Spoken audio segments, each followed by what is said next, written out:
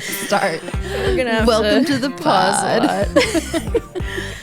Okay. All right, here we are. What day is it? What planet are we on? It's a day. It's a day late. So we're a day late, and although nobody is probably going to notice, we wanted to talk about it because things like this happen all the time in small business, and you can't get around it. And Haley has children, and they insist on being sick. So all the time. And not at the same time. They like to stagger themselves. So one will be sick one week, and then the following week, the other one will be sick. And it's just been going like that for the whole year. I looked at the calendar. I have not had a full Monday through Friday undisrupted by either kiddo illness or like vacation or like summer or just like no school since May 18th. And it is mid-July. yeah, So I'm going on like 8 or 9 weeks of just... sad for you. It's hard, but this is the reality of owning a small business. Is you have to just like, you have to roll with the punches. There's no PTO. There's no someone else to pick up the slack. There's no making that time back up, and that is extremely challenging. But it can't be a deterrent, Yeah. right? Sometimes my cat has to go to the vet, and I'm like, yes. and I'm like, ugh, The cat. I'm losing an hour of work But I mean, that I planned for. but even just like, you could have like something go wrong at the house. Like just there's always going to be something, which is like you can't wait until like either life slows down enough or until it's like a perfect time to do and start anything. And really at the heart of this podcast and like the message of this podcast in general is just like, if you have an idea, if you want to do something, you have to get started, like regardless of the circumstances, right? Yeah. Yeah. Yeah. So Katie, what are we talking about today? So today we're going to talk about business no-nos. We have quite a few things to talk about. We're like still tiptoeing into teaching about small business. And next episode, we're going to get into more of the nitty gritty. We're going to start with a marketing series. So we're going to teach you how to like make a customer profile, the best way to start and run a newsletter, social media we'll talk about. But today we'll talk about things you should not do in business. Yeah. And some of these will be hot takes. Some of these you might not agree on with but we don't care. We're right. Okay. Yeah.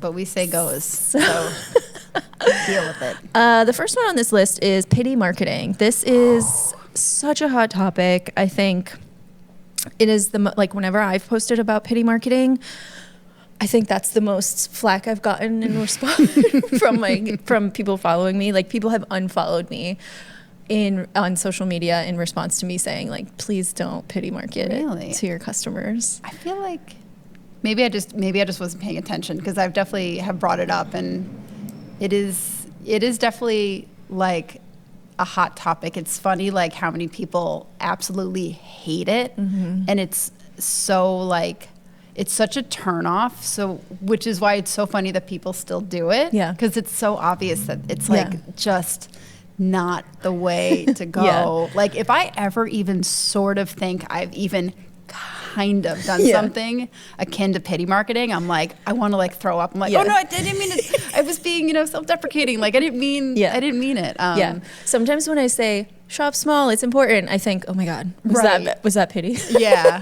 Like on my stories, I'll like joke like, come on guys, just like buy my art. And then I'm like, that's not pity marketing, right? I hope not. So pity marketing is what it sounds like. It's essentially putting a call out to your customers and begging them to buy your products. Making them feel bad. And making them feel bad in order to do so because of your problems. So you might be low on funds. You might have not had a sale in a couple weeks, and you get on to your stories on Instagram and you're like, guys, I haven't had a single order in the last month and my bank account is at negative 1,000 or something. Or it's whatever the case may be. This is pity marketing because it's making people feel bad for you and making a purchase after that. I've seen people like go on like online and say like, So my car just broke down, and like I have like my rent due, and like it would be so cool if you guys could just like engage with the sale today. And I'm like, man, I've just like never wanted to buy anything from you less. Like that just like we all have. I have to pay bills. Shit. We all have shit. We know that the purpose of you selling your stuff is to make a living. Yeah. Like.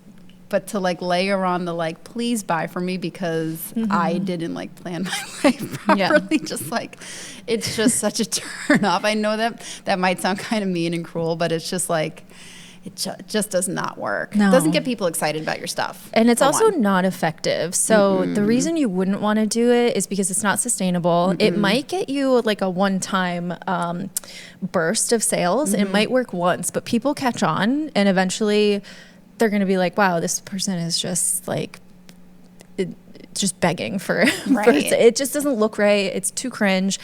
And then eventually people, what you should be doing is in marketing is showing the customer why the product is going to be helpful to them, not why you need them to buy the product. Yes. That's just not effective long term. Do you see Coca-Cola or Nike out there being like, oh my God, please I need another yacht. Like, please buy my Coke. Yeah. It also just like you want to position whatever your product or your service is in a way where like people are excited about it. They're not buying or engaging with it because they're like doing you a favor. That's like, that's just not, it's not exciting. It just makes you feel weird. Yeah. Yeah. Don't do it. You can't lean on it. Don't and do also we're watching you and we're judging. I'm sorry, but 100% judging you. In lieu of pity marketing, in our marketing series, which will be our next couple of episodes, we'll show you how to market properly to your customers so that you don't feel like you have to lean on the pity all the time, and it'll get you further. I promise you. And how to keep it fun. Party marketing. Let's go. Is that a thing, or did you coin that? Someone else wrote it on one of my posts, and I'm taking it. Okay. Party marketing. Let's go. Next one. You want to go with this one first? Generative AI, y'all. If you are a creative, you're a creative person. Wait, does everybody know what generative AI is? That's all right. Let's define a term. So generative AI is when you generate something with artificial intelligence. It's when you put in a prompt, like, make a picture of me riding a pony with, like, rainbows coming out of my eyes and, like, explosions in the background. And then put this date for my market and then make it look like everybody else's you can event flyer. Spot an AI poster from a mile away. We all can. Stop doing it. It is an immediate, I'm not coming to this market. I'm not applying for this market. I'm not buying your products. Like, it is just such, is this worse than pity marketing? It's getting there. Worse. It probably is worse. Yeah. If somebody has an AI generated logo, I'm immediately scrolling past. I'm not looking at your stuff. Obvious. I'm not buying your stuff. No way, Jose. Like if your profile picture, we're going to immediately lose followers. If your profile picture is a very, I mean, they're all obvious. If it's a generative AI cartoon of you, I'm sorry. Yeah, no, we're not. We're not sorry, actually. And why don't we like generative AI besides the fact that it's just like kind of cringy and dumb looking? Well, it steals from artists first and foremost. That's the biggest concern here. Also, these AI companies are horrible, evil, fucking monstrosities. The worst of the worst. And it uses a lot of water and environmental resources. The data centers are, they're enormous. They create a ton of waste. They're usually placed in places that are, it's not impacting rich people. Right? No, it's not they're like not putting a data center next to Jeff Bezos' house. No, it's putting it in neighborhoods that already are probably experiencing their own issues. Like they're just it's predatory, it's gross, it's bad for the environment, and I mean it's gonna our economy is going to literally implode because of AI in general. So we just, as much as we don't have to interact with AI, I generally don't think we should from an ethical standpoint, but the generative AI especially, There's certain AI, we've been having this conversation, Katie and I, for the past couple days. Like, there's certain kinds of AI you can't avoid. And I do think that there are probably kinds of AI that are going to be generally beneficial to people. But I also think they are working on trying to make it better resource relative, like with the water and the data centers. I think that there are some goals with some companies to try to make it more efficient and better, but I'm not sure that that will happen anytime soon. And also currently it is affecting real people in real neighborhoods and depleting real water sources. Yes. But yeah, the caveat is that a lot of the platforms that we are already using as small businesses have implemented AI, plus have been using AI for many, many years before this started becoming a big hot topic in the last couple years, before you even knew it. So like Shopify, if you use that, there's AI embedded in there. Canva's heavily AI embedded, Photoshop, Illustrator, those kinds of Adobe products. Instagram, Facebook, there's places where you cannot avoid it, but you do not need to be making a fucking AI if you're flyer. putting in a prompt, you do not need that. No, it's so bad. And like, let's talk a little bit more about how it impacts artists. So the reason why it is, people sometimes don't understand what we mean when we say it is stealing from artists. So the way that generative AI works is you feed the machine. I don't know how to explain this in a machine technical hungry. way. The machine hungry, and it eats images of people's art, literally, and it spits out, facsimiles. It uses that imagery to create other imagery. So it is using other people's styles. It is using other people's art that they have created with their hands, and that is how you're getting this AI art. So an artist can go and find sometimes like riffs on their artwork generated by AI, and that blows. Deplorable. Is that a word? Sure is. Good word, Katie. It's deplorable. We said it here is first. That correct? Yes. You're going to write it down. DEP. New word learned today Deplorable. from myself. It is deplorable. Yes. So don't do it. The fact that it could potentially take artists' jobs, and already has. Yes, 100%. People are making these graphics instead of hiring artists and graphic designers and illustrators and things like that. That is sad. That is very sad. And it's already hard enough for artists. It's already too hard. What if somebody made an AI Christmas ornament? Yeah. I mean, and printed it out. I think about that. I mean, fortunately, like my stuff is like there's like a tactileness to it that I think would be hard to mimic with AI, but like, I mean, people can't yeah. I'm very lucky in that you can't AI a candle. Well, not yet. You can AI a candle label, which would be ugly, but not a candle. So that's cool for me. Hobbyist pricing is the next one. Yeah. This is also known as undercutting yourself, undercutting your peers, undercutting the pricing for the product of what it's worth. Yep. Undervaluing your stuff and other people's. Yes. So what this looks like is, and this happens a lot at art fairs, which is Katie's craft fairs. Don't you mean craft fairs? Craft fairs, which is Katie's favorite term, or like a market. You'll see someone who, this is not their primary source of income. This is something that they do as a hobby or something they do as a side hustle on the side. And because it's not the way that they reliably make their income, they are not going to necessarily price it in a way that is going to reflect the amount of time that went into the product and perhaps also the materials. And the problem with this, some might say, well, who cares? That's their call. They get to price it however they want. The problem is it then becomes reflective on all of the artists that also make similar stuff. So if you have someone that makes like pottery and they are selling their mugs for $18, and then you have another person that is selling their mugs for $45, $50, which is probably really much closer and still probably even like still a little lower really for pottery. The right price. you're just making it, if you are the hobbyist doing that, you're making it harder for the person who relies on this for their income to sell their work at the price that is going to make sense for them to make enough money to live generally. I think a lot of these hobbyists will use the excuse of, well, I want my stuff to be approachable and affordable for customers, but it's also doing you a disservice. Even if this is just your hobby, people are looking at your stuff and they're thinking, why is that $18 and not $60 like the other plotter? And then also, you're going to get a certain clientele. Yep. That is maybe not the clientele that you want. But so aside from hobbyists doing this, brand new businesses will do this too, because they simply just don't know how to price their products. And that's why we're here today. So if you're a brand new person. Yeah. We're not mad at you. We're not mad. It's okay.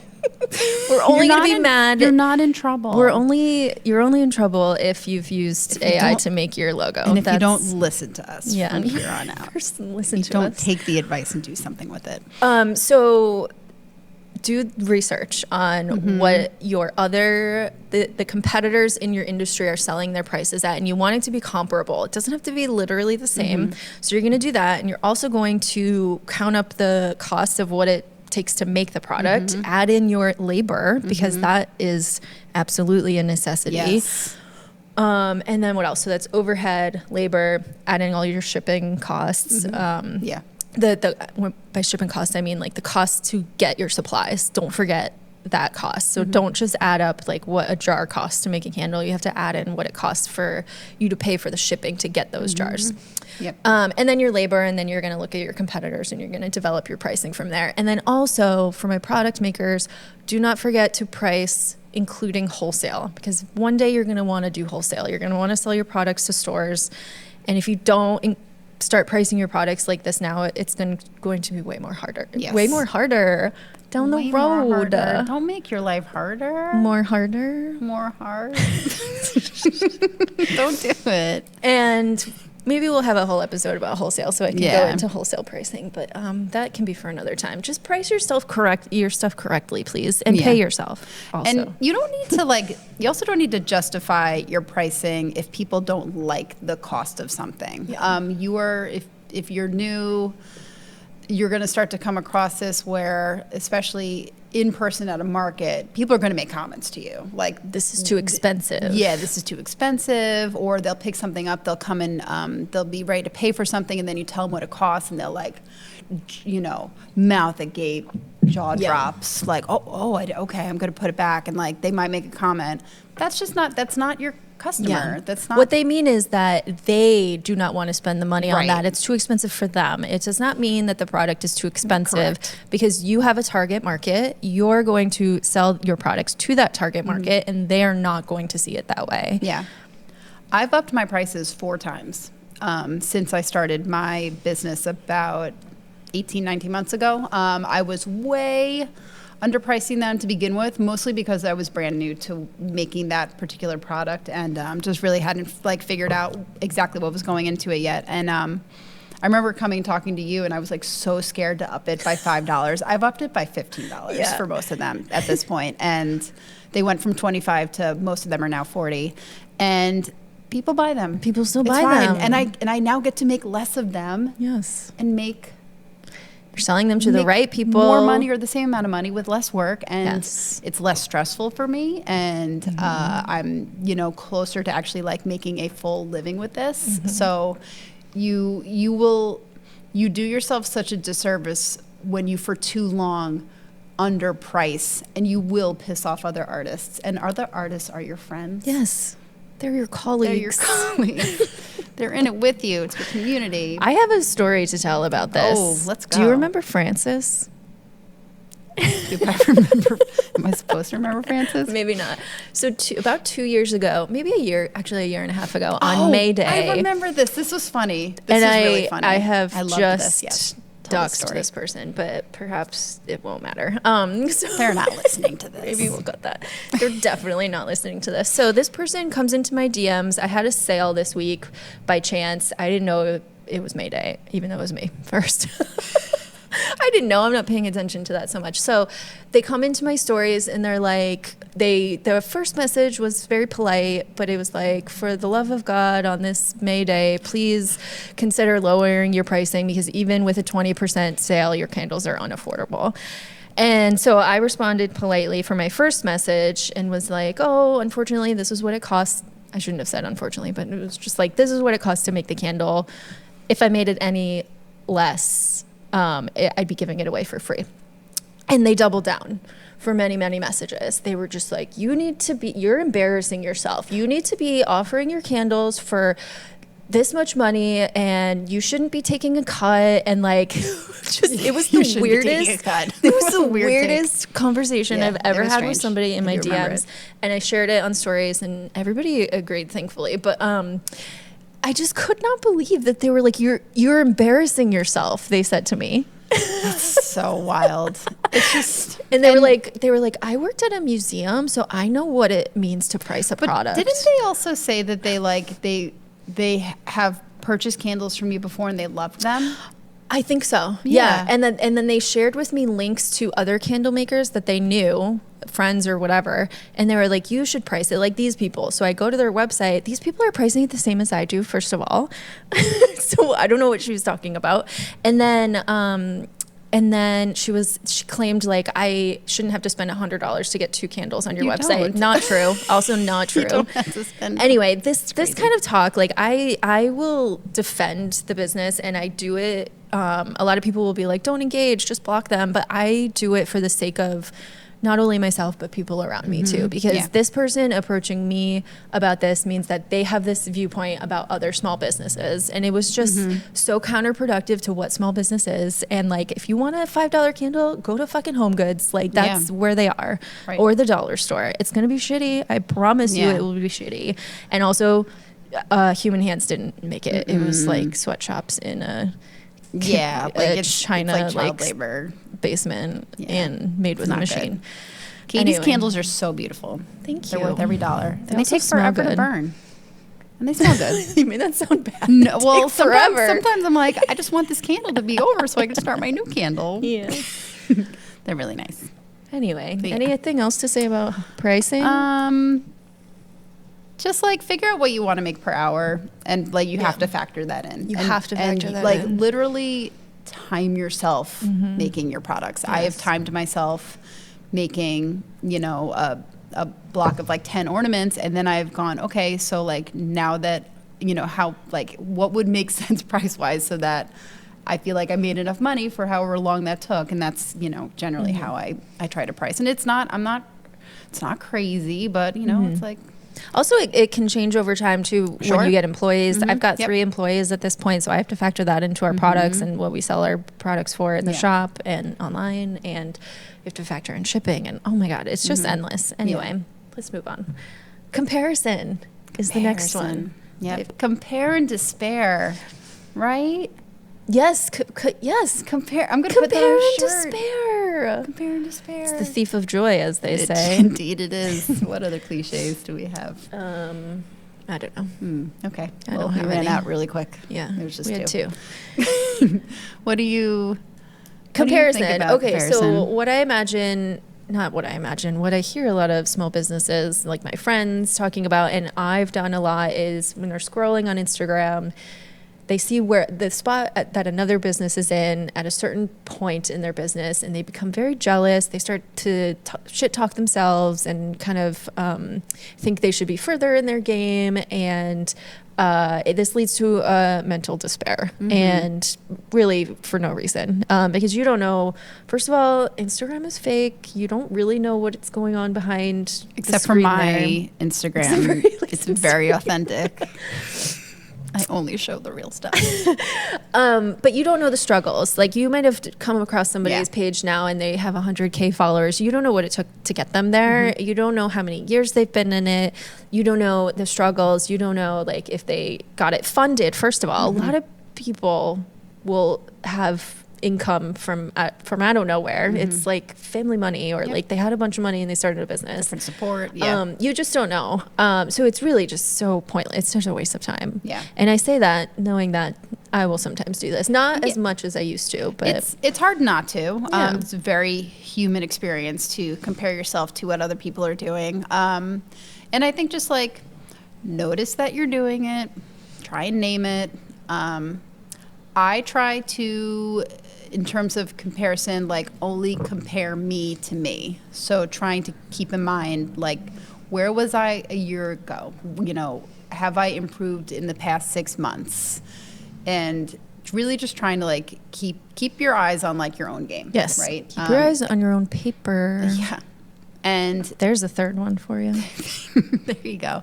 I think like, and also in terms of like that compare and despair, if you are following a lot of stuff on Instagram that's bumming you out because you're constantly comparing yourself to it, don't like unfollow it. Yeah, Like stop doing unfollow that. them. It's not helpful to you. Yeah. It's not beneficial. You should be looking at other accounts that are inspiring to you, that get you excited, that get you motivated. I follow lots of accounts where, one, the accounts are much bigger. It's obvious that this person is, you know, either very successful or is just like a lot busier than maybe I am in my business. And if I'm watching those and I'm feeling upset about it, like that's not helpful. I want to find people to watch and get motivated by and excited by. Like turn that comparison into motivation, like or inspiration. Like, wow, look at where that person's at. I wonder what they had to do to get there, and paying attention to what they're doing, and maybe, you know, I'm not saying mimic what they're making, but like how were they conducting themselves, or what kind of opportunities does it look like they're seeking out? Like how can I make something similar for myself happen? But if you're just doing the compare and despair and you're not like trying to do anything about it, I don't know. And you're just a complainer. You're just a complainer. Like me. No, just kidding. Complaining's fine. We're team complain, but like complain and then do something But about not it. doing anything about it is just going to keep you stuck. Yeah. And I think that, so for me, I learned early on I cannot follow a lot of candle makers. I follow like a couple of larger accounts, but I also didn't want to accidentally like make my stuff look like theirs or sound like theirs, and that was just my own self-preservation. So instead I follow accounts that, like Haley said, inspire me and motivate me, and like all you got to do is flip the script. Not like why are they where they are after this much time and not me. It's like, how do I do this for myself? Yeah, use it as proof that this can happen. Yes, exactly. Yeah. Yes, that would be the smart thing to do. Hundo P. All right, next one is mixing personal and business bank accounts. Don't do this. Listen, I did it too. Everything we're telling you here, I am doing it. And I need you to talk me out of it. Your accountant hates you. So if you're just Katie, starting, why do we need to stop doing this? So why, when you go to do taxes, Hold my hand. and then when you go to file, let's say you're a sole proprietor now, it's not as important. But if you were to file as an LLC or a corporation or whatever it is down the line, legally you have to have a separate bank account. Untangling these things when you get to that point is going to be so much more difficult. Doing bookkeeping is going to be so much more difficult. Even if you stay a sole proprietor for the entirety of your business, doing bookkeeping and accounting is going to be so much more difficult if you've got these two things intertwined. I am a sole proprietor, just to be clear. Yeah. Yeah, I mean, taxes are a nightmare. Yeah. There's a better way. Yes. Even if you've got doesn't two, have to be a shit show, quote every unquote, March. Personal accounts. Like for a long time, I had like one login, and I had just two accounts. One was for Storm Spreader, and one was for myself, so I can see it in one place. And actually, that's how it is now too. And they're still separate. One is an official business bank account, and one is personal. So then when I go to do taxes on QuickBooks and send it to my accountant, it's only my business stuff being imported. I don't have to go through and delete anything. Helps you with your numbers so you can keep track of how you're doing. Because if you've got your personal intertwined in there, you don't know what did I spend at Whole Foods? I don't know. Was that a business food purchase or was that a home food purchase? Like, you just gotta just trust me, okay? Just fucking do it. Maybe next year. It's not happening this See, year. it feels Listen to overwhelming. Katie. It feels Don't listen to overwhelming me. because you didn't start out the right way. Look, I even wrote in my note, Katie, help. Because I had nothing to add to this. Other than I'm doing it wrong. It's just gonna this feel is better. This is where Katie knows what's up, and I'm still fucking around. Yeah. I'm finding out. Yeah. Well, Here we are. you should do that today. Yeah. Today? I don't think so.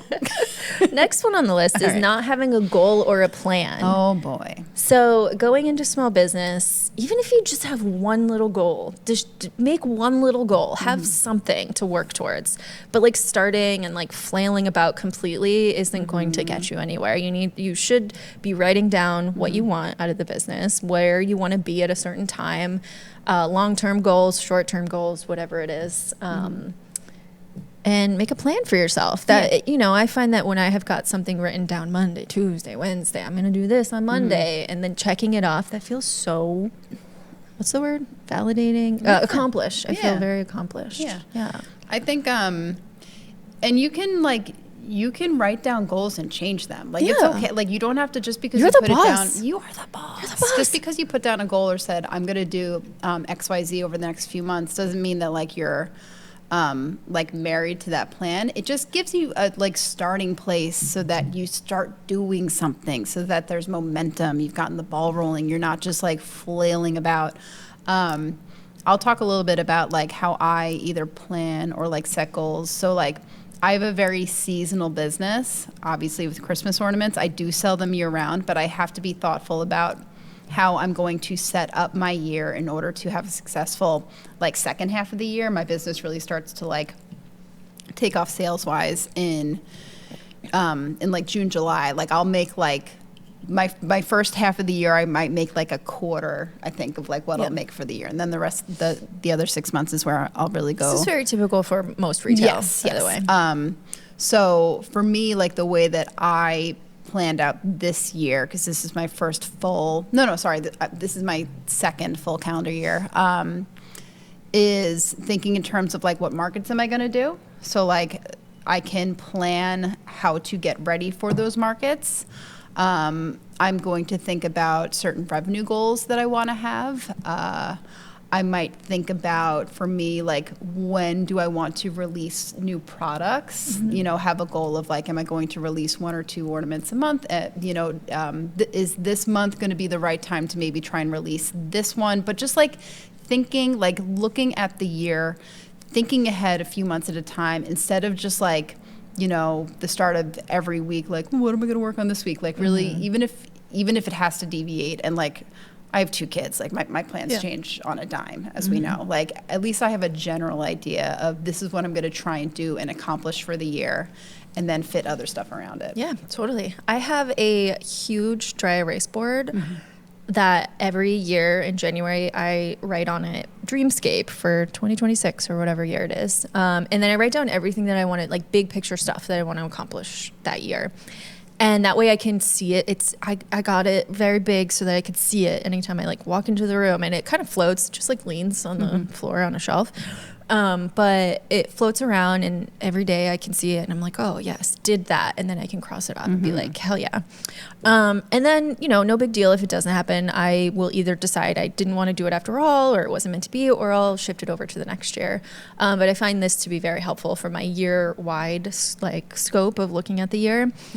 Like plan ahead. Just fucking plan ahead. It will help you. Yeah, and take note of like what didn't work the year before, and then try and like reverse engineer like, okay, so I either started prepping for this market too late, or I wish I had done this in a different order, and like, either like write down that note somewhere, or like I make lots of notes in my phone all the time about like, what to try, or, don't forget that either this worked or this didn't work. But there has to be plans. There has to be goals. Yes. Next one is not hiring help soon enough. I can talk on this because I've got employees that and looking back, I can say that I wish that I had hired sooner. You might think you don't have the funds to do it, but as soon as you hire a person, your revenue goes up. Yeah. And I'm trying to convince Haley of this all the time. You're going to make more money when you hire somebody, basically. Also, I know we wear a lot of hats and that is a badge of honor, but you cannot possibly wear every single hat forever. And you're going to need help. And it's going to help you. And they're cool. People are cool. Okay. And also, you need to drop your ego off at the dumpster because there are people that can do the thing as good as you can. I don't believe this. This is absolutely 100% true because I was under the impression that nobody could do candles as good as I can. And guess what? They absolutely can. It's a true story and people will be able to do it. And you'll see. And you'll be so excited and you'll have a new friend and it'll be a great time. And then you'll have your time freed up to work on your business instead of in your business. I'm going to talk about this a lot on this podcast. I'm struggling with this. You need to be able to. My plan was to hire someone this year, and it's it's not happened yet. Two, I have no plan of hiring someone this year, which is me just being like, yeah. This is a brat. January thing for Haley. It does have to be a January at this point in the year. You have to figure out how to train them in January. How are you going to hire them? Who are you looking for? You'll have time to devise like the type of person that you're looking for. Will you help me? Of course. Yeah. Okay. Either way, if you do it too late, you're going to be so fucking burnt out. You're going to have many regrets. This was bad planning. I was like, I'll hire someone in the summer. Well, guess what, friends? It's the summer. I do not have time to train someone. Yeah. Absolutely not. Yes. Under any circumstances can I take time to try and train someone. So that was bad planning.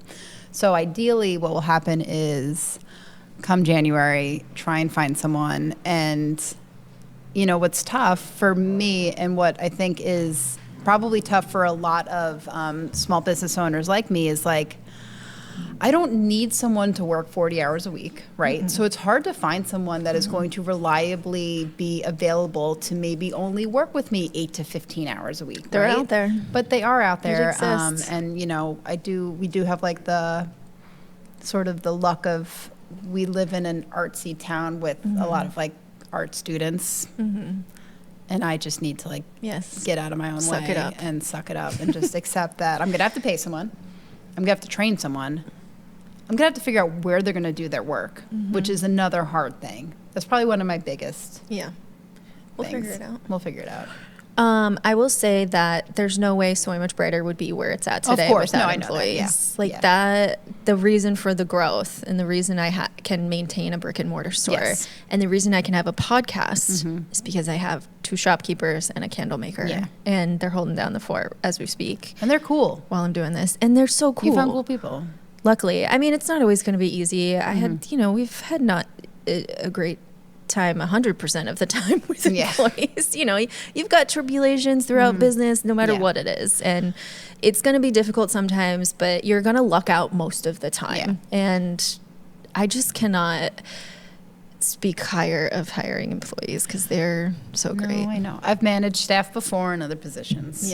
And it's hard, but it is a necessity. Yes. I accept that. Next one is not taking customer feedback. Don't be that guy. This is a big no-no. Now listen, you're going to want to take most things with a grain of salt. I'll start with that. However, if you're hearing the same thing over and over and over again from your customers, make the change.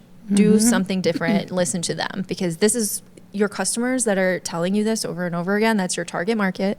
They want what they want, and you need to deliver what they want. Don't listen to again, if somebody's like, oh, this is too expensive, don't immediately cut your prices in half. Right.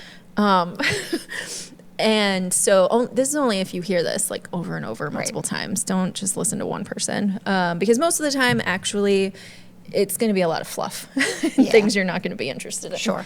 But I've seen many businesses go under because they did not take feedback from their clientele, their customers, and then they failed. And it was an event that I'm thinking of, a local event that kind of went under because they didn't listen to what their vendors wanted. And so they went under. And that sucks. Yeah. Yeah. I think, with the pricing thing, you can mostly ignore it. However, if you are only getting the feedback that this thing is too expensive to the detriment where you're not able to make sales, you might need to simplify what you're doing and make the price low, be able to make it at a lower cost. You know what I mean? I have thoughts on this in several areas. So this can either be a product problem. It can be your speaking to the wrong audience problem. Sure. So you could keep the product, keep it at the price, and then devise who your target audience is. Make sure you're speaking to them. Again, we'll talk about this in future episodes so that you can learn how to do this. But for the love of God, don't, like, if your product is, it costs you a certain amount and it's priced where it should be, do not decrease it because one customer or two customers said. This isn't like a like a one or or two simplify people. it. That's a good idea too. Yeah, like I know it's beneficial sometimes to have a couple of things available that are at a lower cost. Yeah.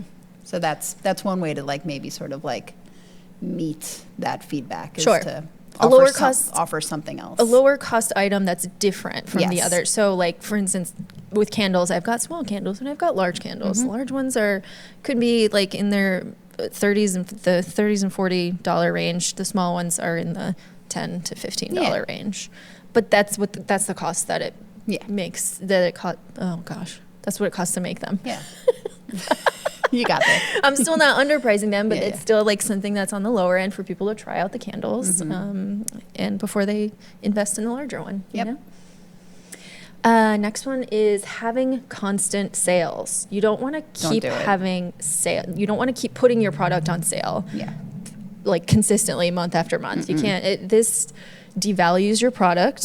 It signifies to people or signals to people, I'm only gonna try to buy this person's product when it's on sale, and I know they have monthly sales, so I'm, so this is just, you may as well just lower the price of your product instead of having a sale. You should be strategic about where you place your sales throughout the year. That's what I do. I usually have a big birthday sale on my birthday in April. I will always have a small business Saturday sale. And then we've got local events around Beverly, and I will usually have some type of offering for those. And then recently I've been doing some crazy sales that actually have been pretty effective.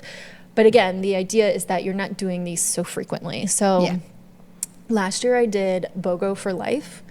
I got one. This is just in the store, and customers had to join one day. There was one day that I had this sale. They got a little card and they signed up, and now for life they get to come in and buy one 8-ounce candle or one 16-ounce candle and get a free 8-ounce candle for life. What this does, first of all, I'm not losing money on this because getting one candle for free is just like cutting the price in half for both, which is my wholesale price, which I wholesale to stores. So I'm, this is where we're still making a profit on this. And what it does is that now I've got you guys coming to me to buy candles instead of another store.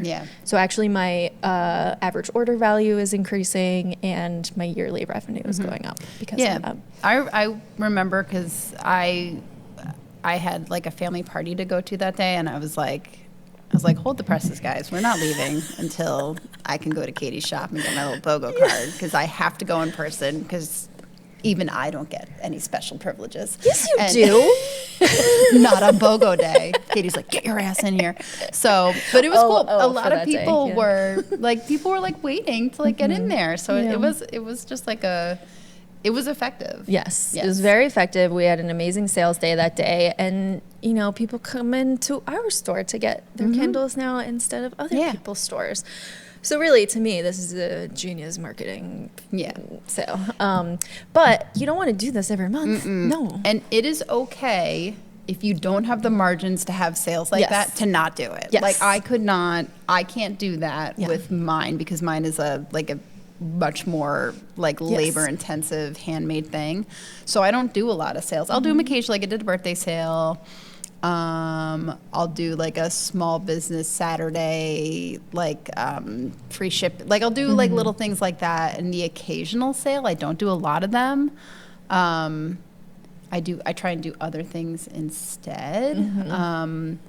More with like charitable giving, which we can talk about like at another time. But like you don't have to do sales. No. If sales make sense for your business model, do them occasionally and strategically, but like otherwise it's okay to not. And not now if you are interested in doing them, I would say at the beginning of the year when you're mapping out the year, just try to strategically place them where you want them to go. Don't do too many. Again, don't do them every week or every month. Do a couple throughout the year. Because you don't want customers thinking, I'm just going to buy their stuff on sale when it goes on sale. You don't want that. And if you've got effective marketing, you will not need constant sales. I'll just say that. I have a question for you, Katie. Sure. So anytime that I do a sale, it stresses me out, the idea that someone, say on a Thursday, orders something online, but then the sale starts on Friday, and they didn't get it on that sale. That stresses me out. What do you think about that? When you get sale emails from big corporations, I know, and you scroll to the bottom and it says only valid, they've got the fine print, and you're not emailing them being like, I bought something yesterday, can I have this sale? They're going to be like, no. And this is what you have to do too. What you do is, and what I do is, you put the caveat with a little asterisk and you say, not valid on previous sales, not valid on any future sales, not valid on bundles, you can't combine it with another sale. You have to put caveats. Yeah. And you just listen, you just don't give a fuck. Like, this is your business. You make the rules. Okay. You make the rules because you're the boss. I am the boss. I'm the boss. Don't worry about it. They'll catch you on the next sale. Just tell them, unfortunately, you missed it. We'll have another sale in December or whatever. All right. Yeah. Okay. Not to say that we don't give a fuck about customers, because we do. It's just like, I also think they're taking advantage of a small business, and that's not cool. To our next point, Katie, the customer is not always right. Customer's not always right. You got to hold firm boundaries and take most things with a grain of. I didn't even know that I was setting that up. Look at me. Yeah. Look at me. So this is something I discovered in having a business. Actually, probably way before that as a restaurant server. Customers are mostly incorrect, actually. Classically wrong. Always. And I think that if you put too much stake in listening to every single person's complaint or feedback, you're going to go crazy, because they're going to pull you in several directions and you're going to get confused. And so you just follow your guiding star to what your gut says is correct. If somebody says something to you and you're like, oh my God, I love that, do it. But most of the time you're not going to love it, and just leave it. Just be like, okay, thank you, bye. Or okay, no, thank you, goodbye. Right. Just keep those boundaries. You need business boundaries. You really do. Just like in a romantic relationship, it's the same thing. Yep. With friends, you need boundaries. Yeah. Or else you go crazy. Agreed. And then the last one is a big no-no. Yeah. Is not taking marketing seriously. This should be the first thing after you devise your product. The second thing should be, how am I going to market this product, and come up with a good plan. Yeah. Because if you don't have marketing, then you don't have a business. The end. It can't be an afterthought. It is something that should, on a at least weekly basis, if not daily basis, be something that you are thinking about. How am I making sure that people are seeing my products? I think that's something that newer small business owners, artists, folks that are trying to get their stuff seen and sold online especially feel is like, I don't want to be annoying. I don't want to bug people. I don't want to be too much. I posted yesterday. Too salesy. Too salesy. Listen, friends, you have to tell people about what you're doing. You have to, at this point, even my personal social media, it's just what I'm trying to get people to see. I don't even care anymore. It used to I used to feel cringy about it. No, if you don't have to follow me, put me on snooze. You don't like my ornaments. Who doesn't like my ornaments? You don't cared about all the cool stuff I'm doing? Get out of here. And also with the way that social media works these days, for instance, I've got 14,000 followers. You think 14,000 people are seeing every single post I make? True. That's not happening. Wish. Also, in marketing, a consumer must see a product or an item 6 to 7 times before deciding they're going to purchase it and trust you. So, first of all, you've got social media running against you. You've also got this stat running against you. So you need to market the shit out of that product. You make a new candle, you better post about it 20 times. I don't do that, but no, I do that. It's mostly happening in my newsletters, though. Yeah. And that's a big part of marketing. Also social media, but stories, Facebook, I've got ads out there. So I am doing that. I'm just joshing you. Just joshing. Yeah. You have to be willing, able, and excited to talk about your stuff. Because if people don't see it, they don't know about it. You're not going to sell any of it. You're not being annoying. And even if you are being annoying, who cares? Yeah, fuck them. They can Truly, unfollow you. That's out of your who control. cares? First of all. Yeah, like to be a small business owner is to be annoying. I believe this fully. And your with my whole heart. supporters are going to want to see this stuff. They want to know about your products. They're following you for a reason. Yeah, if absolutely. they like your product, they want to know about your product. And you need to tell them why the product's going to benefit them. Yep. Because otherwise, why would they buy it if it's not going to help them or Yeah. bring them joy or solve a problem for them? Yeah, and just to hammer it again, like you should be allocating a chunk of your time to Yes. this. Like this is not an afterthought. It's not like, oh, I don't really like worry about marketing. Nope. No, Nope. you have to worry about If marketing. you don't market, one day you're going to be like, I have $2 in my bank. Right. And then you're going to want to it's go not- to it's not gonna stories be and a you're going to sustainable- want to cry and people are not going to like that. Right. And that's called pity marketing. Yeah, and We've come we full circle. did it. We did. We made it. That's it. That's a wrap. All right.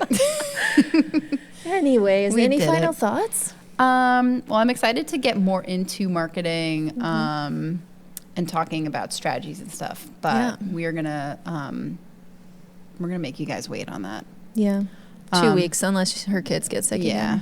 again. It'll be Adam this time. Yeah. Or me. So, as promised, we always give you guys some homework. So we thought that a little assignment, super easy for you to do this week, is to do a little social media audit. So if you are finding yourself bummed out by any of the accounts that you follow because you are comparing and despairing instead of feeling motivated and excited and encouraged to do what you're doing, we're going to unfollow. Yeah. Or smash that unfollow. Or at least mute them if you feel bad for unfollowing.